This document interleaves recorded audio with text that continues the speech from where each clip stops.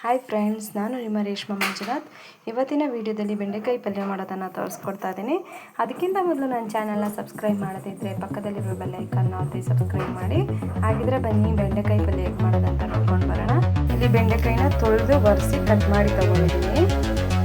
2 ಈರುಳ್ಳಿ, 2 ಕಾಯಿ ಮೆಣಸು ತೊಗೊಂಡಿದ್ದೀನಿ. ಈಗ ಮೊದಲು ಬರೀ ಬೆಂಡೆಕಾಯಿನ ಮಾತ್ರ ಫ್ರೈ ಮಾಡ್ಕೊಳ್ಳೋಣ. ಬಾಣಲೆ ಇಟ್ಕೊಂಡಿದ್ದೀನಿ, ಬೆಂಡೆಕಾಯಿ ಹಾಕೋಣ.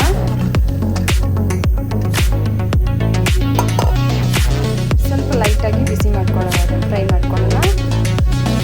ಈ ರೀತಿ ಫ್ರೈ ಮಾಡ್ಕೊಳ್ಳೋದ್ರಿಂದ ಇದು ಲೋಳೆ ಆಗಿ ಬರೋದಿಲ್ಲ.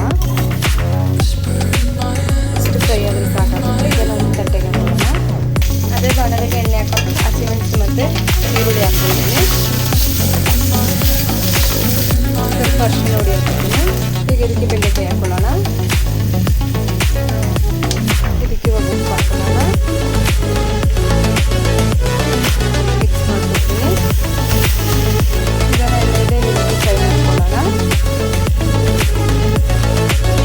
ಲೋ ಫ್ಲೇಮಲ್ಲಿ ಇಟ್ಕೊಂಡು ಬೇಯಿಸ್ಕೊಳ್ಳೋಣ. ಇದನ್ನು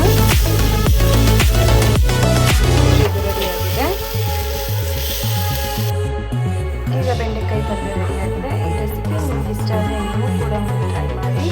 ಹಾಗೆ ನನ್ನ ಚಾನಲ್ನ ಲೈಕ್ ಮಾಡಿ, ಶೇರ್ ಮಾಡಿ.